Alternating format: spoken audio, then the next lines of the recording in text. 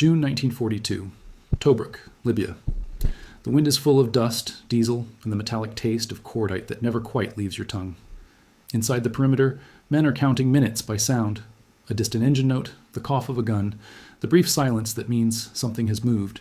And somewhere far from this fortress, far from the sand and the trenches, someone is already describing Tobruk's weaknesses in a calm, detailed report.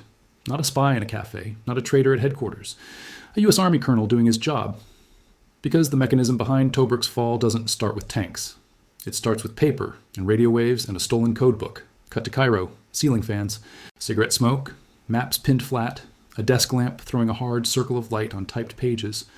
Colonel Bonner Fellers, U.S. military attaché to Egypt, writes what the British show him: strengths, losses, supply problems, unit locations, intentions.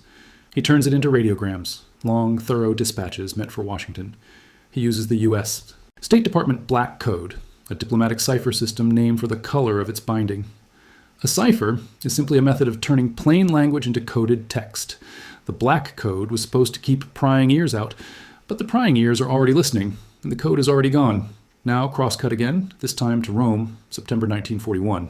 Italy is still playing a dangerous game of secrets and deniability, and Italian military intelligence, the Servizio Informazioni Militari, CM, decides to do something almost audacious in its simplicity: break into a neutral country's embassy. A set of keys is obtained with inside help, and under cover of night, agents enter the American embassy and photograph the Black Code materials page after page, then return them before morning. 2 hours, and it's over. The Americans don't realize what has been taken. That's the hidden hinge, because once you have the book, you don't need to guess. You just read. Now the Desert War snaps into a different shape. To most soldiers on the ground, North Africa is a contest of endurance. Engines choking on sand, water rationed by the mouthful, supply lines stretched like rope across hundreds of miles. To commanders, it's a problem of prediction. Where is the enemy today? Where will he be tomorrow? And can you afford to be wrong even once? The British have reasons to cling to Tobruk. It is the only deep water port in eastern Libya, heavily fortified, and its capture matters because it supports any push toward Alexandria and the Suez Canal. Rommel understands that too. If Tobruk can be taken quickly, you don't just win a battle, you change the map. But here's the pressure point. In 1941 and early 1942, North Africa is a fight where normal methods, reconnaissance patrols, aerial spotting, cautious probes, often fail. Distances are too wide. Weather erases tracks. And a feint can look exactly like the main attack until it's too late. So commanders reach for what always feels like certainty: signals, intercepts, and intelligence. And Rommel is about to receive something that feels like certainty every day. By late 1941 into 1942, Axis cryptanalysts can read Feller's Black Code traffic rapidly, hours, not days, and the information flows upward and forward until it reaches Rommel in North Africa. Rommel's side has a name for it: Die gute Quelle, the good source. If you're imagining a shadowy agent slipping documents under a door, forget it. This source is a routine, a clerical rhythm, a message typed, encoded, filed, transmitted, then intercepted, then decoded, then re-encoded, then delivered, often fast enough that what was true last night becomes a weapon by lunchtime. Somebody on the Allied side was writing Rommel's morning briefing, and the person doing it didn't even know his second audience existed. Now step back. Why does this matter in June 1942? Because by then, the struggle isn't only about the front line, it's also about the sea.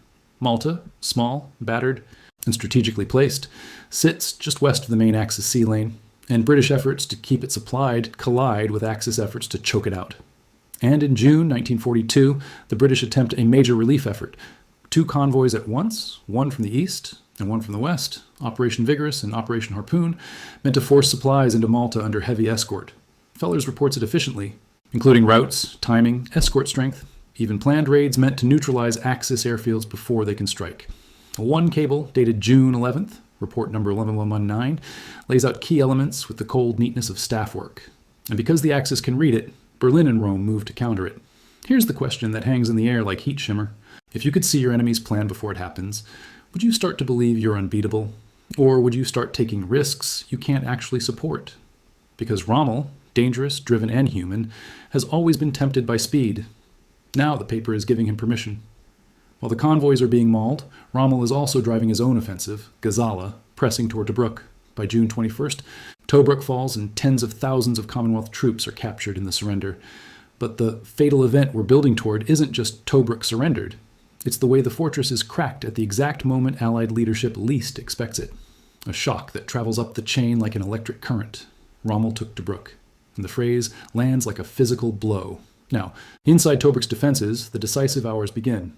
On June 20th, Rommel's armor breaks into the perimeter. By noon, he has 113 tanks inside. By around 1:30 p.m., the Afrika Korps reaches the King's Cross Road junction on the crest of Pilestrino Ridge, high ground that overlooks Tobruk, roughly 9 kilometers to the north. From there, the town isn't an abstract objective. It's visible. A port, a grid of streets, a real place that can be taken. And this is where the hidden mechanism matters most. Because at this exact moment, when defenders are trying to understand what they're seeing and commanders are trying to decide what to save, Rommel's headquarters has been living for months with an unnatural clarity about his opponent. Not perfect, not magic, but enough to make the battlefield feel like it has fewer surprises than it should. Somebody on the Allied side was writing Rommel's morning briefing, and the next transmission is already on its way. The thing about a fortress is that it teaches you to look outward, at the wire, the minefields, the empty approaches where an attack should have to reveal itself. Tobruk's defenders had reasons to believe the desert would give them warning. But in June 1942, the warning system had been quietly flipped around. Because while Tobruk was being isolated, Rommel was not guessing at the Allied situation in the Middle East. He had months of detailed reporting, troop strengths, positions, supply, plans, coming from Colonel Bonner Fellers in Cairo, transmitted in the U.S. State Department Black Code, a code whose materials had been stolen from the U.S. Embassy in Italy in September 1941. The Italians could read those radiograms and pass the intelligence along, and the Germans referred to Fellers as Die Gute Quelle, the good source. And somebody on the Allied side was writing Rommel's morning briefing, now back inside Tobruk. By mid-June, Tobruk isn't prepared for a long, heroic repeat of the 1941 siege. Its defenses have been degraded, trenches and ditches partly collapsed in sand, some minefields and wires stripped away earlier for the Gazala line to the west, and the port has become a giant warehouse of supplies that both sides understand is priceless. The garrison is large, about 33, 0 men, but that number includes thousands of support troops and non-combatant laborers, and many fighting units are inexperienced. On 15th of June 1942, Major General Hendrik Klopper takes command of the garrison, only 5 days before the main Axis assault. Outside the wire, Rommel is moving with urgency, because Axis planning assumes a quick result in Tobruk. Air units have other commitments, and time is a resource that can run out even when ammunition hasn't. A plan for a rapid capture had been agreed in Axis leadership circles on 10 June, but Rommel chooses a different approach, attacking from the southeast, where the ground is flatter than the gullied terrain elsewhere. He begins deploying for the assault on 18th June, and here's the loop that should bother you. While Tobruk is trying to read Rommel's intentions from engine noise and dust, Rommel has been reading Allied intentions from professionally typed sentences. On the morning of 20th of June 1942, the assault begins. At 5:20 a.m., Tobruk's southeastern perimeter is hit by intense air bombardment. The Luftwaffe flies 588 sorties, its highest sortie rate achieved in the Mediterranean theater, while the Italian Regia Aeronautica flies 177, and more than 365 tons of bombs are dropped. In a place where men already live half-deaf from months of war, the sound becomes a physical force. Pressure in the chest, grit on the teeth, a shaking that makes even solid concrete feel temporary. At 7 a.m., the ground assault begins as the artillery barrage finally opens. At 7:45 a.m., a breach is made between two strong points on the line. German engineers, 900th Engineer Battalion, get bridging over the anti-tank ditch using prefabricated equipment, and by 8:30 a.m., the first German tanks are across. A defensive perimeter is supposed to be a single continuous argument. You cannot come through here. At Tobruk, that argument is interrupted by one gap, and gaps are where battles accelerate. Klopper's headquarters initially thinks the southeastern push might be a feint and orders a counterattack by the 32nd Army Tank Brigade. But the orders are misunderstood, and only the 4th Royal Tank Regiment is sent forward. Support from infantry that could have stiffened the blow is declined because the paperwork and the chain of command can't keep pace with the collapsing geometry of the front. This is war's ugliest truth. Sometimes, the difference between a contained breach and a fatal breakthrough is not bravery or even numbers. It's whether two officers interpret the same sentence the same way, fast enough. The counterattack might have succeeded if it had struck with greater force while Axis armor was still bottlenecked at the ditch. Instead, it arrives after the moment has passed, and the Afrika Korps defeats the British armor in detail, with constant attack from the air. By noon, Rommel has 113 tanks inside the Tobruk perimeter. By 1:30 p.m., the Africa Corps reaches King's Cross at Pilestrino Ridge, overlooking Tobruk town about 9 kilometers to the north. From that ridge, the port is no longer something to be defended in theory. It's something to be taken in sequence: road junctions, batteries, headquarters, fuel dumps. In the afternoon, Klopper's headquarters comes under bombardment. At around 4:00 p.m., German tanks are seen to the east, and Klopper believes his headquarters is in danger of being overrun. He orders a hurried evacuation, destroying much of the communications equipment in the process. For a commander inside a collapsing fortress, losing communications isn't inconvenience, it's blindness. It's having to make life and death decisions while staring through a keyhole. By evening, engineers and supply troops begin destroying huge stocks of fuel, water, ammunition, stores, and port facilities in the town, trying to deny Rommel the very prize that makes Tobruk worth the cost. A breakout is discussed, then delayed, then discussed again, with the central problem hanging over every plan. The 2nd South African Division is not a motorized formation, and many vehicles are already captured in the town. Signals go out anyway.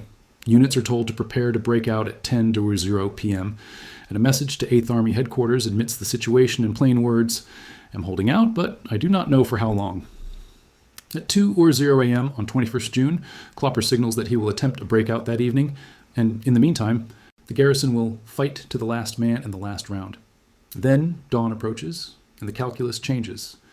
In an exchange of signals around 6:00 a.m., 8th Army Commander Neil Ritchie leaves capitulation to Klopper's judgment.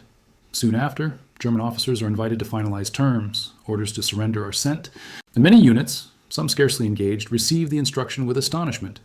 Not everyone hears it in time. Some units fight on into the evening, others into the next morning. At 5:00 a.m., Rommel enters the town and establishes his headquarters at the Hotel Tobruk. At 9:40 a.m. on 21st June 1942, Klopper surrenders to Rommel on the Via Balbia, about 6 kilometers west of Tobruk. By the end, 33 Zero-Zoran prisoners are taken, with later accounting placing the true total at about 32,200 Allied prisoners of war. That's the fatal event in human terms. An entire garrison swallowed by a single morning. And it lands as more than a battlefield loss. It becomes a blow to British leadership, and a symbol of crisis. Tobruk's surrender is described as a severe shock that even reverberates into high-level Allied discussions. But here's the twist you're not allowed to miss. While Tobruk is falling, the leak is still alive. The British have already been watching for an intelligence source in Egypt. And on June 10th, 1942, they become convinced Feller's reports are compromised. They inform the Americans on June 12th, and by June 14th, the finding is confirmed. Feller switches codes on June 29th, ending the leak.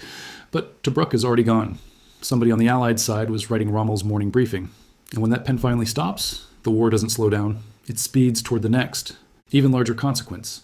Because Tobruk's captured supplies push Rommel to argue he can drive into Egypt right now. And that's when the desert starts to feel like it's tilting.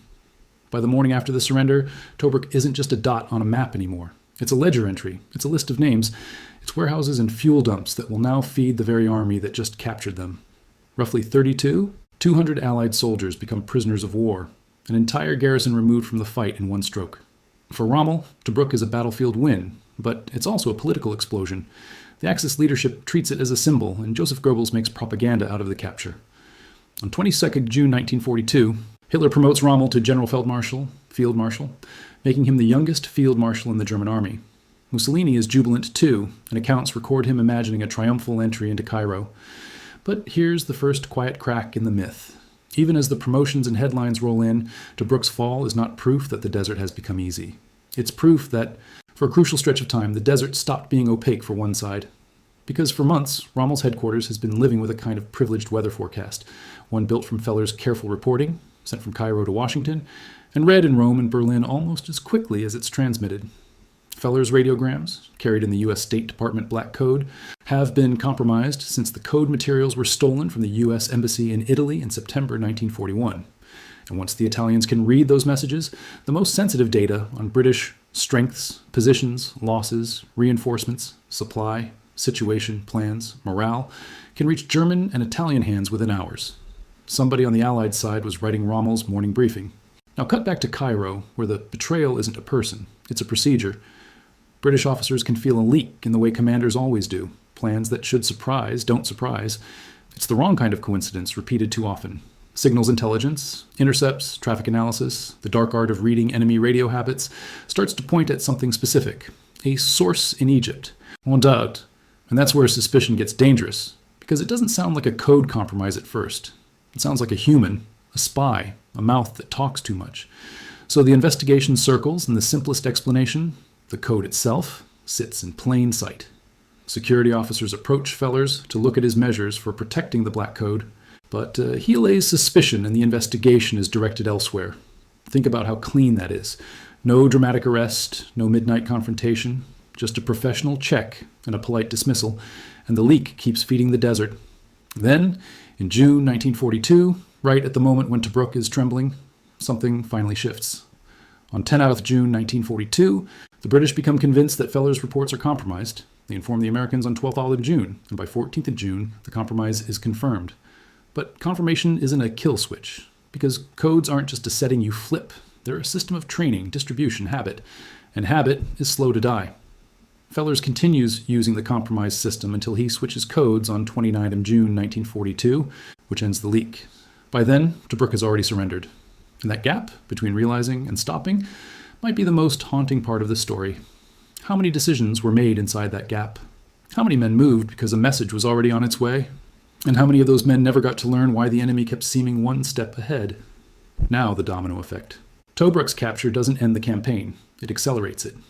It pulls the front eastward and makes the next choices feel urgent, almost inevitable, because a port captured intact is momentum you can spend.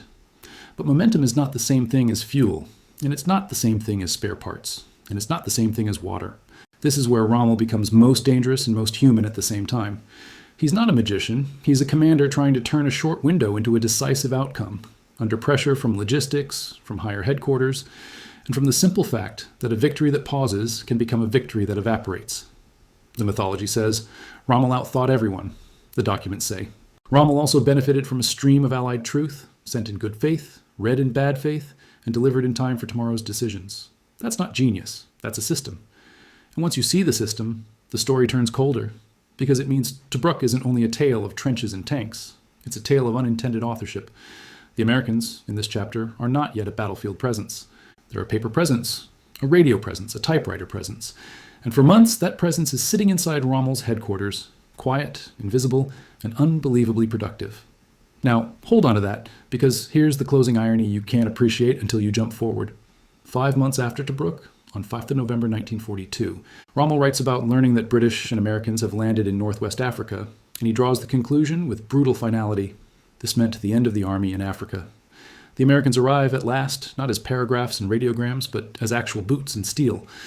And the man who once received their words as a weapon realizes their presence as a fact, a closing door, an encirclement forming. So ask yourself the question that will linger into the final minutes of this film. If a stolen code can help create a victory like Tobruk, what kind of war does it create afterward, when the advantage disappears, but the consequences keep rolling, and what does it do to the people on both sides who never chose to be part of the mechanism, only to be ground through it? Because the most unsettling lesson here isn't a code was stolen. It's that modern war can turn ordinary competence, clear writing, detailed reporting, disciplined procedure, into a killing instrument, even when the writer believes he's helping his allies. And that's when the story stops being only about Rommel. It becomes about the invisible chain between information and death, who forges it, who pulls it, and who lives at the far end without ever seeing the hand. Late June 1942, and the desert chase turns into a race against arithmetic. Tobruk has fallen, the headlines have caught up, and Rommel is suddenly holding something every desert commander dreams about. Captured stores, captured fuel, captured momentum. But momentum burns. Every kilometer east pulls his supply line thinner, like rope fraying strand by strand under load. And in the background, quiet as a metronome, the mechanism that helped him time his moves is about to stop. Not because someone on his side makes a mistake, because at last, someone on the Allied side realizes the pen has been writing to two audiences. In Cairo, the discovery doesn't feel like a cinematic reveal. It feels like paperwork finally catching fire. The British have been sensing that sensitive information is leaking. Too many lucky Axis reactions. Too many counters that arrive pre-positioned. Allied stations pick up suspicious Axis signals beginning in late January 1942, and one of them actually cites a source in Egypt. Security officers even approach Fellers to check his handling of the Black Code, and he believes he allays their suspicion as the investigation turns elsewhere. That's the tragedy of it. The truth is so mundane, it's easy to miss. No one wants to believe an entire campaign can be bent by an old code book sitting in the wrong hands. But by June, the pieces finally lock. The British become convinced on $10 June 1942 that Feller's reports are compromised. They inform the Americans on 12th June. The compromise is confirmed on 14th June. And still, the leak doesn't stop instantly, because war isn't a single lever. It's routines stacked on routines. And even when you know the house is burning, you still have to find the right valve. Feller's doesn't switch codes until 29 June 1942, which ends the leak. If you want one sentence that captures the cruelty of timing, it's this. Tobruk falls on June 21st. The good source goes silent only after June is nearly over. Somebody on the Allied side was writing Rommel's morning briefing. And now, abruptly, the briefing changes texture. Earlier, in 1942, Rommel's advantage has been described in almost domestic terms. Every morning over breakfast, he receives an intelligence summary so precise he calls it Die gut Quelle, the good source. The reports have included British troop positions, supply routes, convoy schedules, and operational plans, detail dense enough to feel like you're reading the enemy's diary. Feller's has been sending the information in long radiograms through the Egyptian Telegraph Company, encoded in the Black Code. Within an hour of transmission, the messages reach German cryptanalysts, and another hour or two later, the readable text can be retransmitted in German code, so that within a few hours, the data is in Rommel's hands. That is not romance. That is an industrial pipeline of certainty. And now, after June 29th, certainty gets replaced by friction. Because Rommel is still dangerous. He still has skill, audacity, and the willingness to stake everything on speed, but he is no longer moving with an extra sense. You can feel it in the kind of war that begins to emerge. Fewer perfect counters, more probing, more uncertainty, more reliance on battlefield radio intercepts and reconnaissance that can be late or wrong. One of Rommel's other ears has been a mobile monitoring element of his 621st Signals Battalion, and the British have not always helped themselves. Accounts describe poor battlefield radio discipline, making it possible to draw conclusions from what commanders say over the air. But even that is not the same as having the enemy's best professional summary typed and packaged for Washington. A whisper from the front is not a staff officer's full report, and Rommel is about to learn what the difference costs. Now, pull the camera back to the sea again, because June 1942 isn't only Tobruk. It's also the Mediterranean convoys meant to keep Malta alive. The British attempt to resupply Malta with 2 simultaneous convoys, timed with Special Forces raids intended to neutralize Axis ships and aircraft. Feller's reports the operation in cable number 119, dated June 11th, including routes, escort strengths, timing, and the planned commando raids. Berlin and Rome moved to counter every element. So when people later talk about June 1942 as a month of cascading Allied shocks, this is part of why. The same compromise channel feeds the Desert War and the Sea War, turning Allied complexity into Axis opportunity. But here's the loop to keep open. If a stolen code can help win Tobruk, can it also tempt you into overreach afterward? Because success creates its own kind of blindness. After Tobruk, Rommel's horizon expands. Captured supplies make Egypt feel close. A push toward Alexandria and the Suez Canal begins to look like the natural next chapter, not a gamble. Yet the desert doesn't care what looks natural. The desert cares what you can sustain. And this is where the myth of the lone genius collapses into the reality of systems. Rommel is not a single brain moving pieces on a clean board. He is an army on wheels, chained to fuel, maintenance, spare tracks, water, and the sheer exhaustion of men who have been living in heat and dust for months. Even a field marshal can't drive on applause.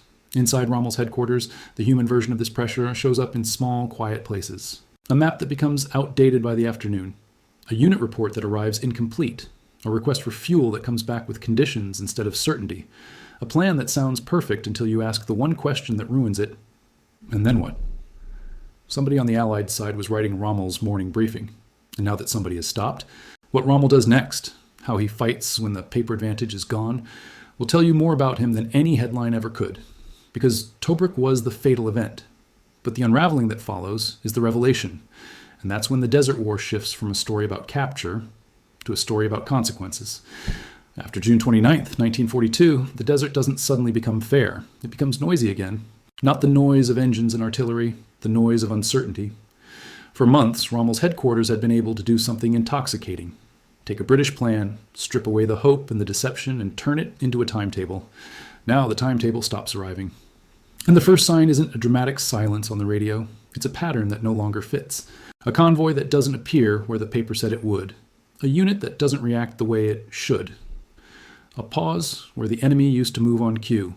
At staff level, that kind of change feels like waking up and realizing your clock has been wrong for weeks. But only today did you notice. And that's when a dangerous commander can become even more dangerous. Because if your advantage disappears and you don't admit it, you start chasing ghosts. and ghosts lead armies into traps. The Germans had called the source Die Gute Quelle, the good source, because it was more than useful. It was dependable. It arrived in a form a headquarters loves. Clean, structured, apparently authoritative. It didn't smell like risk. It smelled like competence. Somebody on the Allied side was writing Rommel's morning briefing. And now that somebody has stopped. So what does Rommel do when the paper goes away? He leans harder on the tools he still has. One of those tools is a different kind of listening, battlefield monitoring and interception, and the ability to pick up what the enemy says over the air and infer intent from it. Accounts describe how Rommel benefited from a mobile monitoring element of his 621st Signals Battalion, and how poor British radio discipline sometimes made that work easier than it should have been. But even the best battlefield intercept is a blunt instrument compared to a detailed staff report. Intercepts tell you fragments. Fellers had been giving Rommel a whole picture. That difference matters, because fragments can be read 1,000 ways. And in war, the wrong interpretation doesn't just waste time, it spends lives. Now cut back to Cairo again, because once the compromise is confirmed, the story becomes a race to repair trust. The British conclude on June 10th that Feller's reports are compromised. The Americans are told on June 12th. Confirmation follows on June 14th, but confirmation doesn't end the damage already done. All it does is stop the bleeding, eventually. Fellers doesn't switch codes until June 29, 1942. Think about that gap and what it does to people. If you're a staff officer who suspects a leak, you begin to doubt your own work. If you're a commander who loses a battle, you wonder if you were outmaneuvered or simply read. And if you're Fellers, you've done what you believed was responsible. You sent Washington a detailed, timely picture of the Middle East. Only later does it become clear that timely was the most dangerous word in the entire system. And this is the part most histories rush past. A code compromise isn't just a technical failure, it's a moral injury disguised as bureaucracy, because the people who pay for it are rarely the people who typed it. Tobruk's surrender turns 200 men into prisoners of war. It triggers promotions and propaganda, and Hitler elevates Rommel to field marshal on June 22, 1942, the day after the surrender. That's the visible story. But the invisible story is the one nobody can photograph. The months of messages that helped build a sense of Axis inevitability right up to the fatal event. And once you see that, the Desert War stops looking like a chess match between famous names. It starts looking like a pipeline, information turned into action, action turned into headlines, headlines turned into pressure for the next action. Pressure is how wars accelerate, and acceleration is how mistakes become irreversible. So here's the open question that hangs over everything that follows Tobruk. When the good source goes silent, does Rommel notice quickly enough to change his behavior? Or does he keep driving as if the paper is still there until the desert finally makes him pay? If you want the most unsettling detail, it's not even the theft itself. It's how ordinary the theft was. A stolen book of code materials, photographed pages, a system that keeps running because nobody wants to be the person who halts the machine without proof. That is how modern wars create their own momentum. Not through villains twirling mustaches, but through professionals doing reasonable things at speed. And speed, in wartime, is a drug. Now, pull forward, just enough to glimpse the end of this arc without landing on it yet. 5 months after Tobruk, Rommel writes on 5th of November 1942 about learning that British and Americans have landed in Northwest Africa. And he reaches a conclusion that sounds like a door slamming shut. This meant the end of the army in Africa. Read that again. Not the end of a battle, not the end of a position. The end of the army in Africa. Because by then, the Americans are no longer only present in paper and radio, they are present in geography, in ports and airfields and shipping schedules that can't be intercepted away. And that's the deeper irony of the Black Code story. For a time, American words helped the Axis. Then American mass, men, ships, aircraft helps end the Axis position entirely. But we're not there yet. Not in this moment. Right now, right after Tobruk, the secret is still fresh, the consequences still moving, and the people inside the system are still trying to understand what was done to them and what they accidentally did to others. Somebody on the Allied side was writing Rommel's morning briefing, and the most uncomfortable part is this. It wasn't written with hatred. It was written with clarity. And clarity in war can be lethal even when it's offered in good faith.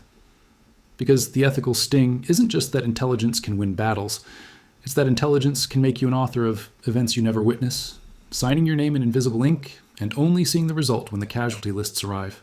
And that's when the story pivots from how did Tobruk fall to something colder. Who exactly gets to claim responsibility in a war where information can kill from thousands of miles away? And what happens when the author never knows they were writing for the enemy? Because the next phase of the Desert War will answer that question in the only language war ultimately respects. Outcomes. And the next outcome is already forming. The leak ends the way most catastrophic secrets end, not with a shout, but with a quiet procedural change. June 29th, 1942, Fellers switches codes and Die Gut Quelle stops feeding Rommel's headquarters. The desert doesn't notice at first. The sand stays the same. The heat stays the same.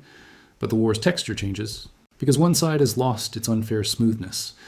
And now the next transmissions matter more than the last ones, because they're the first ones that can't be read. Back in Cairo, the discovery is already leaving scars. The British had become convinced on June 10th that Fellers' reports were compromised, told the Americans on June 12th, and by June 14th, the compromise was confirmed. That timeline doesn't just describe a security failure. It describes a human delay. Days where suspicion becomes certainty and certainty becomes action. And action arrives too late to save Tobruk. If you were inside Allied headquarters, you would feel something worse than anger. You would feel embarrassment. Because this wasn't a clever deception. It was your own clarity, handed over at speed. And embarrassment in wartime doesn't stay personal for long. It becomes policy. It becomes mistrust. It becomes a new habit. Hold back, sanitize, delay, compartmentalize. Because somewhere out there, you can't see who's reading. But even as that habit forms, there's another problem that doesn't care about security. Rommel's army has just been paid in captured supplies. The stockpiles inside Tobruk were not abstract. They were fuel, water, ammunition, and stores, exactly the things a desert offensive consumes faster than planners can replace them. And that means the fall of Tobruk isn't only a tactical victory. It's a temporary logistical miracle. Temporary, because miracles run out, and that's when Rommel's humanity becomes dangerous again. He knows his window is short, and he believes speed can turn shortage into victory. In Berlin, Tobruk becomes a symbol so valuable it's immediately cashed in. The day after the surrender, June 22nd, 1942, Hitler promotes Rommel to field marshal. Promotions feel like destiny when you're reading the headlines, but in the desert, destiny is measured in fuel drums and engine hours. And the higher your name rises, the harder it becomes to admit the simplest truth. Your army is still mortal. Somebody on the Allied side was writing Rommel's morning briefing. Now imagine the first morning after June 29th. A staff officer expects the familiar gift, pages of Allied situation, intentions, strengths. Instead, there's nothing. Or worse, something arrives, but it doesn't unlock. In a headquarters, silence is not empty. Silence is filled with improvisation, and improvisation is where mistakes breed. So Rommel leans on what he still has. One of those remaining tools is radio interception, listening for enemy transmissions, exploiting weak discipline, building a picture from fragments. History can make that sound like wizardry. It isn't. It's men wearing headphones in heat, trying to turn crackle into meaning, while commanders wait for certainty that doesn't exist. That kind of intelligence can help. But it can't replace the stolen gift that used to arrive clean, already arranged into conclusions. And that is the first domino after Tobruk. The Axis loses a shortcut. Not all its skill, not its will, but its shortcut. Now, the second domino is subtler. Once the Allies confirm the compromise, they have to confront what it implies about the previous months. If a plan failed, was it because it was flawed, or because it was red? If Rommel reacted instantly, was it because he was brilliant, or because he already knew? Those questions are poison to a coalition because they spread. They hit trust between services, between nations, between commanders. They hit trust between intelligence and operations. And in a war, trust is a weapon, one you can't manufacture quickly once it's cracked. Yet there's an irony hiding inside that poison, because the very same scandal that almost destroys cooperation can also harden it, forcing the Allies to become more disciplined, more methodical, more careful with what they transmit and who sees it. That discipline is not cinematic. It's slow, boring, and brutally effective. And it begins with the simplest rule. Stop feeding the enemy your own truth at high speed. But here's the loop you should keep open. Even after the leak ends, the consequences don't stop on command. A message that was sent in June can shape an action in July. A victory achieved with an advantage can create commitments that remain even when the advantage disappears. You can stop writing the briefings. You can't unwrite what's already been done. And Tobruk is the kind of victory that makes a commander feel the future is within reach. It makes leaders above him believe the same thing. It makes enemies fear it. That's why it's fatal. Because fatal doesn't only mean deadly, it means binding, locking people into choices they can't easily reverse. Now jump ahead just enough to see the end of the arc we've been building toward. On 5th of November 1942, Rommel writes about learning that the British and Americans have landed in Northwest Africa, and he draws the conclusion in a single hard line. This meant the end of the army in Africa. Read it as a closing circle. For months, the Americans were present to Rommel as reports, words moving through the air turned into advantage. Then, when the Americans finally appear as armies, landings, ports, supply lines, Rommel recognizes something he can't intercept away. The paper war ends. The material war begins. And in that moment, the author of so many unintended briefings finally meets the weight of what authorship can become. Because the moral pressure point isn't who was to blame. The moral pressure point is that modern war can turn ordinary competence into catastrophe. Clear writing, careful reporting, professional routine, weaponized by theft and paid for by men who never touched the codebook. Tobruk's prisoners, about 32, 200 taken, are the human receipt for a system that functioned exactly as designed, just for the wrong reader. And that's when you're forced into the uncomfortable lesson this story keeps tightening around. In an intelligence war, you can become an accomplice without intent. You can become an author without signature. You can write a good source and never know who's reading, until the consequences come home in numbers and promotions and surrender flags and camps and empty bunks. And the next time a message is drafted in a lit office far from the front, the question isn't just, is it accurate? It's, who else will it save or kill before morning? And that's when the desert stops being the main character and the invisible mechanisms take center stage. Early July 1942, and the road east is no longer a straight line on a map. It's a line of wear, engines that need parts you can't conjure, trucks that burn more fuel than you can replace, men who can march and shoot and dig until they can't. Rommel's promotion after Tobruk doesn't change those physics. What does change is something quieter. The certainty that used to arrive from Cairo in crisp, stolen paragraphs has dried up. For months, the Axis could read Colonel Bonner-Feller's radiograms, sent in the compromised U.S. State Department Black Code after it was stolen from the U.S. Embassy in Italy in September 1941, and passed the decoded intelligence to Rommel. Rommel's side called that pipeline Die Gut Quelle, the good source. Somebody on the Allied side was writing Rommel's morning briefing. Now imagine the first week after it ends. A headquarters that has been fed like clockwork doesn't adjust overnight. It expects a world where the enemy's intentions can be read early. It keeps planning as if tomorrow will be legible, until tomorrow refuses. And here's the part most people miss. When a secret advantage disappears, the first danger isn't weakness, it's habit. You keep moving at the speed the secret allowed. You keep taking the risks the secret made survivable. You keep reaching, because reaching worked last month. But the next month is different. And what they didn't realize, at first, was that Rommel was about to lose not one advantage, but two. Because the Black Code leak wasn't his only ear. Rommel also benefited from radio interception. Units listening to Allied transmissions and exploiting weak radio discipline to infer positions and intentions. It wasn't magic, just men and equipment turning fragments into a picture, sometimes accurate enough to be devastating.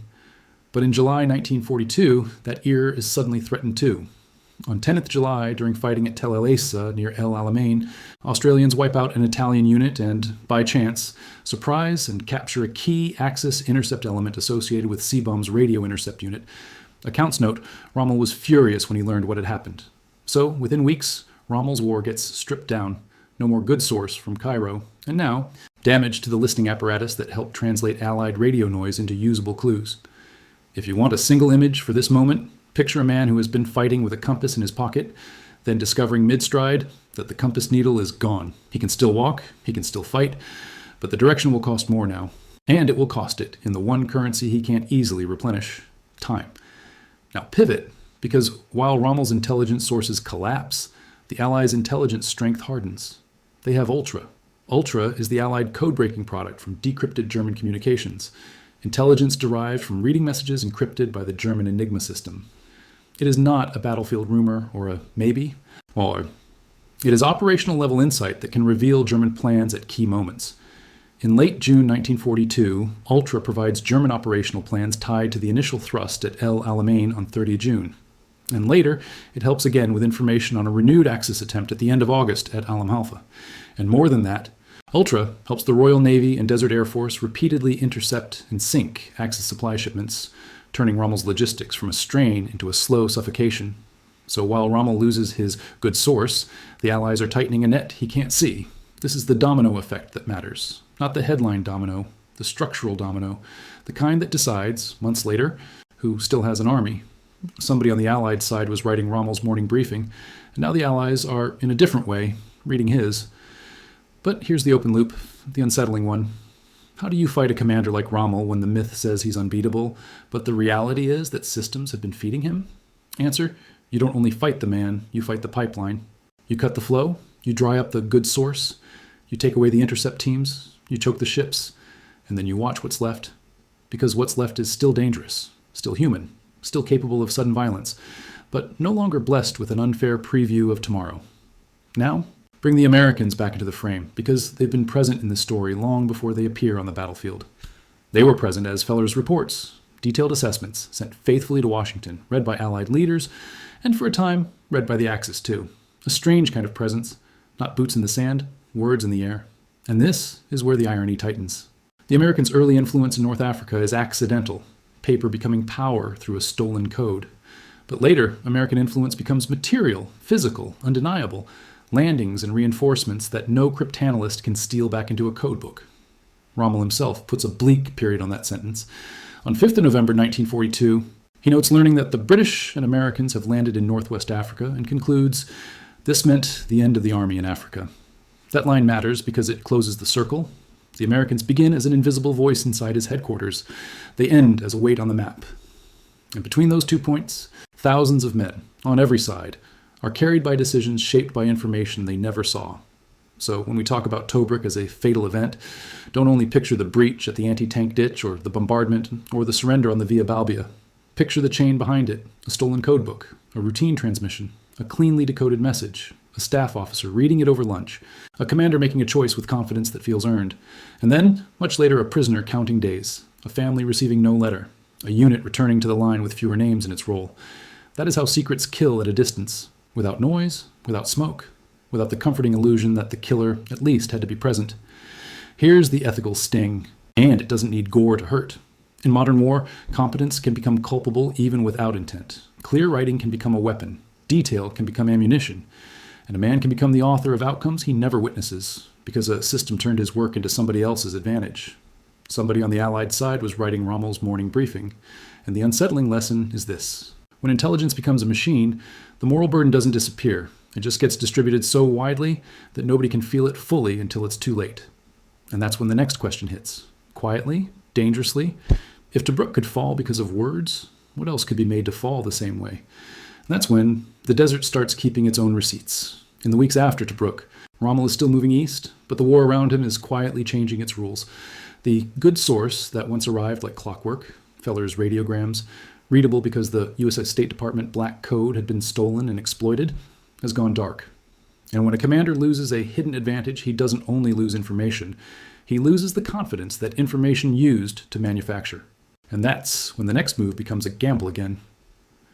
Cut to the front line west of Alexandria, early July 1942. El Alamein, a name that will soon mean no more room. The geography here matters because it narrows the battlefield, limiting the wide flanking movements that had defined so much of the earlier desert fighting. Rommel is still dangerous, still fast in the mind, still willing to risk everything for a breakthrough. But the desert is about to take away another of his senses. And that's when the listening war turns against him. On 10 July 1942, during an early morning attack at Tel El Asa near El Alamein, Australian troops overrun an Italian unit and, by chance, also surprise Seabohm's radio intercept unit. The intercept personnel are killed or captured. Chicken accounts note Rommel is furious when he learns what happened. This matters because interception is not extras. It is a way of feeling the enemy through static, especially when battlefield radio discipline is loose enough to leak intent. So within a short span, Rommel loses the good source and then suffers a sharp blow to an intercept capability that had helped him build pictures from Allied transmissions. And the timing could not be worse, because the Allies, at the same time, possessed the most powerful intelligence asset in the theater. And that's when the unseen balance tilts. The Allies' edge is ultra, highly secret intelligence derived from deciphered German transmissions, encrypted by the Enigma system. Ultra provides German operational plans at key moments, including $30 June 1942 for the initial Axis thrust to break through at El Alamein, and later again when Rommel tries at the end of August at Alam Halfa. More significantly, Ultra enables the Royal Navy and the Desert Air Force to repeatedly intercept and sink Axis supply ships bound for Rommel's army. In the desert, you can survive tactical defeat if your fuel keeps coming. But if your fuel stops coming, tactical genius becomes a story you tell later, if you live long enough to tell it. And that's when Tobruk's captured stocks stop looking like a guarantee and start looking like a down payment with brutal interest. Now cross-cut away from the sand completely. Back to the kind of rooms where war feels like paper. Washington, June 21st, 1942. In the Oval Office, Franklin Roosevelt and Winston Churchill are meeting with senior leaders when an aide brings in a radiogram from Colonel Bonner Fellers in Cairo. It reports, in words that don't need decoration, Rommel took Tobruk. A British general later calls the news a staggering blow, because Tobruk had symbolized resilience after holding out the year before. This is the fatal event, traveling at the speed of communications, crossing oceans faster than any tank column could ever move. And it lands in the highest office in the Allied world as shock, not as a slow realization. But what almost nobody in that room can see in that moment is the mechanism that helped make the shock possible. And that's when the story gets uncomfortable, because it's not about a traitor, it's about a system. Feller's dispatches were long, detailed radiograms describing what he learned, sent from Cairo for a transmission to Washington, and the compromised black code traffic could reach Axis cryptanalysts quickly enough that the information could be in Rommel's hands within hours. Allied stations picked up suspicious Axis signals beginning in late January 1942, and one of those signals explicitly cited a source in Egypt, a clue that the British eventually connected to the leak. The British became convinced on $10 June 1942 that Feller's reports were compromised, informed the Americans on 12th of June, and the compromise was confirmed on 14th of June. Feller's switched codes on 29th of June, which ended the leak. But Tobruk had already surrendered, and roughly 200 Allied troops became prisoners of war as a result of the fall. So in the cold accounting of cause and effect, the fix arrives after the fatal event. And that's when you start to see why intelligence failures don't behave like broken rifles. You can't repair them and expect yesterday's casualties to reverse. Somebody on the Allied side was writing Rommel's morning briefing, not in intent, not in loyalty, but in outcome, because stolen code materials can turn honest reporting into enemy advantage. And once you accept that, Tobruk stops being only a story of breaches and bombardment. It becomes a story about authorship, who writes an operation, who edits it, and who bleeds for the final draft. And that's when the moral pressure starts building, because nobody signs that draft. Now, bring Rommel back into focus, dangerous, human, and suddenly less omniscient than the legend suggests. He had benefited from an intelligence pipeline the Axis called the good source, and then it dried up. He had benefited from intercept capability, and then Tel El Isa takes a bite out of it. Meanwhile, Ultra is feeding the Allies' German plans and helping starve Axis logistics at sea. So the system that once pushed Rommel forward begins, slowly, to push back. And the real suspense now isn't whether Rommel can win a battle. He can. The suspense is whether he can keep an army alive when the invisible scaffolding collapses. Hold that thought, because the last irony in this story is waiting 5 months ahead, like a shadow on the horizon. On 5th of November 1942, Rommel notes learning that the British and Americans have landed in northwest Africa. And he concludes, this meant the end of the army in Africa. The Americans begin this chapter as presence on paper, reports and radiograms moving through the air. They end it as presence on the map, landings that no codebook can steal and no intercept unit can erase. And that's when the desert delivers its final lesson. Information can accelerate victory, but it can also accelerate overreach. And overreach always sends the bill to people who never touched the message forms.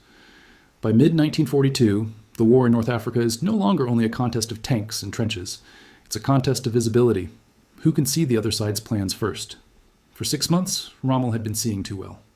From December 1941 through June 1942, Italian cryptographers could decode Colonel Bonner Feller's reports, sent from Cairo using the State Department's Black Code, then passed that intelligence through Rome to Rommel in North Africa. Rommel called it Die Gute Quelle, the good source, and the reports covered British positions, supply routes, convoy schedules, and operational plans. Somebody on the Allied side was writing Rommel's morning briefing. Now, look at what that does to a campaign. If you can read your enemy's situation reports, you don't only learn where units are. You learn what they think is happening. You learn their confidence level, their fear, their assumptions. And once you learn the assumptions, you can attack the weak seams between them.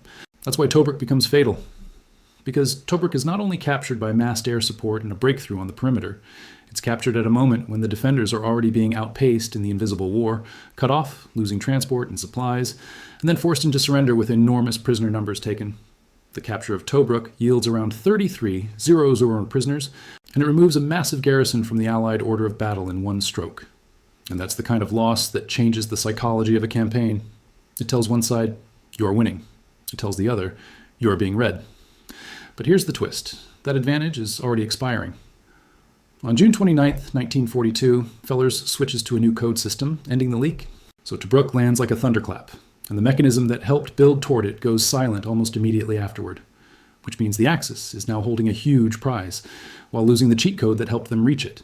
And that's when Rommel's story becomes less about myth and more about systems. Because systems don't care about promotions. Systems care about supply. Allied intelligence, especially Ultra, the product of breaking Axis Enigma ciphers, helps the Allies devastate Axis supply convoys in the Mediterranean, and gain an edge against Rommel. In North Africa, intelligence has two linked roles, helping win the land fight in the desert and helping supply your own army while preventing the enemy from supplying his. That second role is where the desert becomes cruel. You can win a battle and still lose the campaign if your fuel and ammunition don't arrive. By summer 1942, the intelligence balance is shifting. Rommel's good source is gone, while Allied code-breaking pressure tightens. Somebody on the Allied side was writing Rommel's morning briefing. Now the writing stops. And Rommel has to fight with what he can still gather. Intercepts, reconnaissance, intuition, while the Allies get better at seeing him. That is the domino effect. Not a single battle, a slow transfer of visibility from one headquarters to another, and it points toward the closing irony we've been holding in the background like a loaded chamber. On 5th of November 1942, Rommel notes learning that the British and Americans have landed in northwest Africa, and he concludes, this meant the end of the army in Africa. For months, the Americans had been present to Rommel as words, reports in the air, turned into advantage through theft. Then the Americans arrive as geography, landings that can't be decoded away, and Rommel calls the ending. So here's the ethical pressure point tightening around Tobruk, and it's the kind that doesn't dissolve with time. In modern war, your most responsible work, clear, detailed, timely reporting, can become lethal if the system that carries it is compromised. You may never see the men who die downstream of your sentences. You may never even know you wrote for the enemy. Somebody on the Allied side was writing Rommel's morning briefing. And the unsettling lesson is that authorship in war can be accidental, distributed across desks, codes, and routines until a fortress falls and the receipt arrives in prisoner numbers. July 1942, and the desert begins to do what it always does when an army outruns its luck. It stretches the distance. It thickens the heat. It forces every commander to answer the same ugly question. What do you do when the next move costs more than the last victory paid you back? Rommel can still advance. He can still improvise. But he's advancing into a world where his best hidden advantage has already been cut off. On 29 June 1942, the Axis can no longer read Feller's reports the way they had been able to, because those reports stop using the compromised black code. That doesn't erase Tobruk. It just means the next Tobruk will be harder to engineer. Now, the secret doesn't unravel in one clean reveal. It unravels the way a tightened knot unravels, one strand at a time, and only then do you notice the whole rope is weaker. Because the moment the Allies suspect the leak, they don't only change a code, they change their behavior. They start treating radio and paperwork like loaded weapons because they finally understand how easily those weapons can be turned around. And that's when the Desert War shifts from a sprint to a chess game with fog back on the board.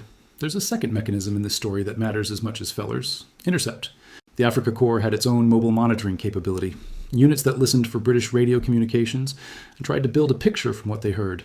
The British made this easier than it should have been. They didn't change codes frequently and were prone to poor radio discipline, including open transmissions that helped the Germans identify units and deployments. That is how modern war punishes carelessness, not with a lecture, with sudden, precise violence. And for a time it worked, enough that it became another layer of Rommel's feel for the battlefield. But then the Allies get a shock of their own. During the Battle of Gazala, a counterattack results in the 621st Signals Battalion being overrun and destroyed, and documents are captured, material that alerts British intelligence to the scope of the problem. That moment doesn't make headlines like Tobruk, it doesn't generate propaganda like a surrender, but it does something that lasts longer. It changes procedures. The British respond by instituting improved call signal procedure, introducing radio telephonic codes, imposing rigid wireless silence on reserve formations, padding out real messages with dummy traffic, tightening radio discipline in combat, and even creating a fake signals network in the southern sector. Read that again, and notice what it is. It's a bureaucracy learning how to survive. It's the war of signals becoming a war of deception, not because deception is glamorous, but because silence and discipline are the only way to stop feeding an enemy listener. Somebody on the Allied side was writing Rommel's morning briefing. Now the Allies begin trying to make sure nobody can write it by accident again, and that is the wider domino effect of Tobruk. A fortress falls, and the entire information ecosystem around the campaign hardens. The desert is still sand, but the war is now being fought in tighter compartments. Now, look at the other side of the intelligence mirror. While Rommel's headquarters loses Die Gut Quelle, the Allies have their own secret pipeline, Ultra. Ultra, derived from deciphered German traffic, becomes important to the Allied victory in North Africa. It isn't perfect, and it isn't always timely, but it is strong enough to matter at the level that decides campaigns. And it matters most where Rommel is weakest: supply. Ultra helps the Allies strike Axis logistics moving across the Mediterranean, because if you can anticipate shipments and routes, you can direct forces to intercept and destroy them. You can call it intelligence, you can call it code breaking, But to the men in Rommel's columns, it feels like hunger arriving on schedule. Fuel that doesn't come, ammunition that's rationed again, parts that don't exist, a pause that becomes permanent. So the legend begins to get rewritten, not by speeches, not by medals, but by empty jerry cans and worn-out engines. That's when Rommel becomes most human, not a caricature of genius, a commander trying to force decisions before the math of logistics forces them for him. And now, for the first time in months, the future is no longer arriving in his headquarters as readable, structured enemy reporting. It's arriving as guesswork again. It's arriving as partial intercepts, reconnaissance reports, and intuition. Which means every aggressive move carries more real uncertainty than it did in early 1942, when the good source was still flowing. Cut back to the human consequence lens, because prisoners are not abstractions. At Tobruk, the surrender produces about 200 Allied prisoners of war. That number isn't just losses. It's tens of thousands of lives diverted into captivity. Men separated from units, from plans, from the ability to choose the next hour. Or for them, intelligence is not an academic topic. It's the invisible cause behind the visible moment their world collapses. And what makes it worse is that they can't even hate the mechanism properly, because the mechanism isn't a person standing in front of them. It's a chain of choices made far away, a code book photographed in Rome, a radiogram sent from Cairo, a cryptanalyst at a desk, a courier, a commander reading over breakfast, and then, suddenly, wire cut, a perimeter breached, a town entered at dawn, a surrender arranged on a road outside Tobruk. This is what unintended authorship looks like in wartime. Nobody signs the final page, but the final page still gets written. Now, we've been holding one final image in reserve, because every good mechanism has an end state, and Rommel himself, months later, gives us the end state in plain language. On 5th of November 1942, he notes learning that British and Americans have landed in Northwest Africa, and he concludes, this meant the end of the army in Africa. That line is more than despair, it's recognition.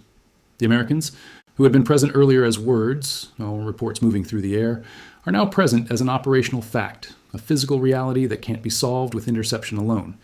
The paper war is over, the material war is closing in, and the man who once benefited from a stolen window into Allied plans now sees a strategic net tightening around his army.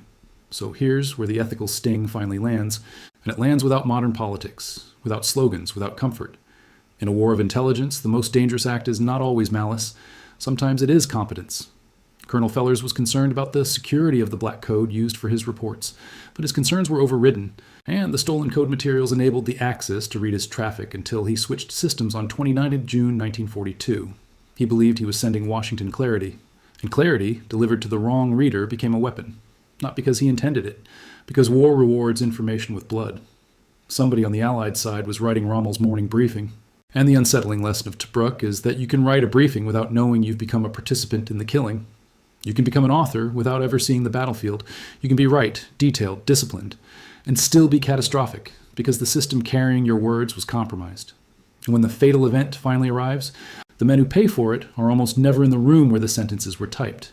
And that's when you're forced to sit with the hardest truth the story leaves behind. In modern war, secrecy isn't only about protecting plans. It's about protecting the boundary between an honest report and an enemy advantage, because once that boundary collapses, the person who thinks they're helping may be helping the wrong side, and the dead will never know whose words pushed the day toward them. November 1942.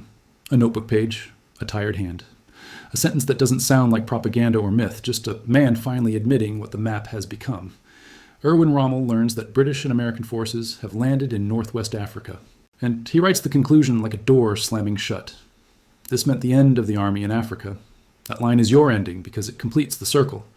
Months earlier, the Americans were already in Rommel's war, before most American soldiers ever set foot on North African sand. They were there as radio traffic and typed assessments moving out of Cairo in the U.S.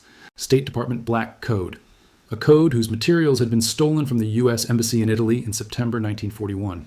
From December 1941 through June 1942, Italian cryptanalysts could decode those reports quickly and pass them to Axis leadership, until the intelligence reached Rommel in North Africa. Rommel's side had a name for that pipeline, Die Gute Quelle, the good source. Somebody on the Allied side was writing Rommel's morning briefing. They didn't do it out of treason, they did it out of routine, out of competence, out of the simple belief that if Washington had the clearest possible picture, then the coalition would make better decisions. But war doesn't reward intention. War rewards access. And in June 1942, right when Allied pressure is already cracking, Tobruk becomes the fatal event that turns that access into catastrophe. On 20th of June 1942, the assault hits Tobruk's southeastern perimeter with intense air bombardment and then a ground attack that breaches the defenses and pushes armor through. By the morning of 21st June, the surrender is arranged, and roughly 200 Allied soldiers become prisoners of war. That's not just a statistic. That's thousands of individual lives pivoting into captivity because one fortress failed in one day. And the news travels fast enough to strike high-level Allied leadership as a shock. Rommel took Tobruk, arriving like a blunt object thrown across the Mediterranean and beyond. But here's the coldest part. Even as Tobruk falls, the good source is still flowing. The British become convinced on 10 June 1942 that Feller's reports are compromised. They inform the Americans on 12th of June.